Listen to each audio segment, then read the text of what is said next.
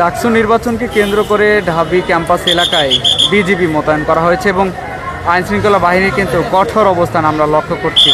আপনারা যেমনটি দেখছেন ঠিক ঢাকা বিশ্ববিদ্যালয়ে প্রবেশ পথেই বিজিবি মোতায়েন করা হয়েছে এবং সেই সাথে আমরা যদি আপনাদেরকে ঠিক একটু দেখানোর চেষ্টা করি, ঠিক শাহবাগ থানার সামনেও আইনশৃঙ্খলা বাহিনীর বেশ নিরাপত্তার চাদরে ছেয়ে আছে চারিদিকে এবং ঢাকা বিশ্ববিদ্যালয়ে যারা প্রবেশ করছেন তাদের আইডি কার্ড দেখে আইডি কার্ড শনাক্ত করে তাদেরকে ভেতরে প্রবেশ করার অনুমতি দিচ্ছেন।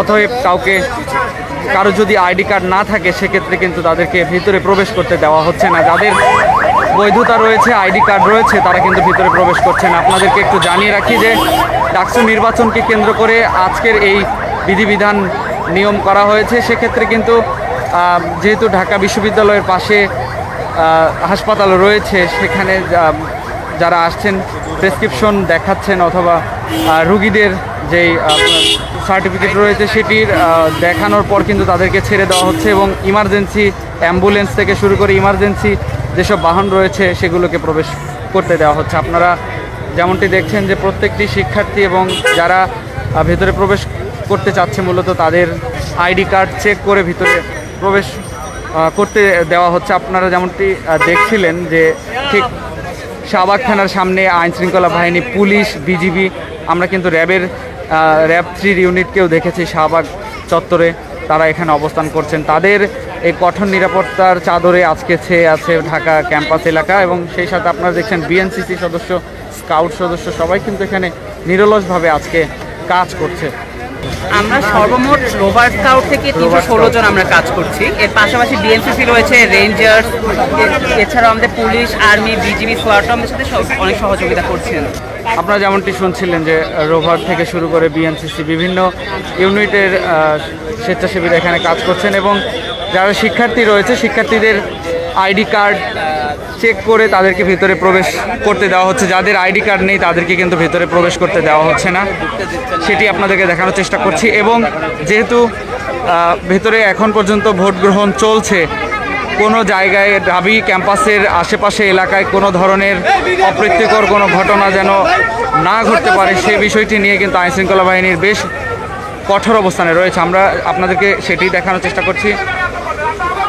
আইনশৃঙ্খলা বাহিনী, পুলিশ, বিজিবি এবং র্যাব 3 একটি ইউনিটকে আমরা দেখেছি শাহবাগ এলাকায় কিন্তু তারা অবস্থান নিয়েছেন, কঠোর নিরাপত্তা চাদরে ছেয়ে আছেন। আপনারা যেমনটি দেখছেন যে ঠিক ঢাকা বিশ্ববিদ্যালয়ের প্রবেশ মুখে বিজিবির সদস্যদের আমরা লক্ষ্য করছি। যারা ভোট দিতে আসছেন শিক্ষার্থীরা এবং তাদের যেন কোনো ধরনের কোনো সমস্যা না হয়, কোনো ধরনের অপ্রীতিকর ঘটনা, কোনো সমস্যা যেন না হতে পারে সেই বিষয়টি কিন্তু লক্ষ্য করেই যারা শিক্ষার্থীরা ভিতরে প্রবেশ করবেন তাদের আইডি কার্ড চেক করে তাদেরকে ভিতরে প্রবেশ করতে দেওয়া হচ্ছে, সেটি আপনাদেরকে দেখানোর চেষ্টা।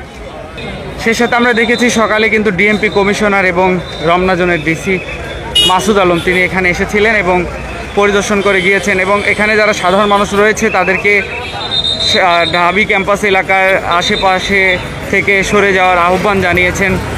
এবং এখানে আপনারা যেমনটি দেখছেন বিভিন্ন স্বেচ্ছাসেবী ইউনিটে কাজ করছেন, বিএনসিসি রয়েছে, রোভার স্কাউটের সদস্যরা রয়েছে, আইনশৃঙ্খলা বাহিনী, পুলিশ রয়েছে এবং আপনারা যেমনটি দেখছেন সাধারণ মানুষের ভিড় কিন্তু এখানে উপচে পড়া রয়েছে, সাধারণ মানুষ, পথচারী। এবং যেহেতু আজকে ডাকসু নির্বাচনে ভোট গ্রহণ এখন পর্যন্ত ভিতরে চলছে, সেটিকে কেন্দ্র করে এখানে বিভিন্ন ধরনের আইনশৃঙ্খলা বাহিনী মোতায়েন করা হয়েছে, বিজিবি, র্যাব, পুলিশ।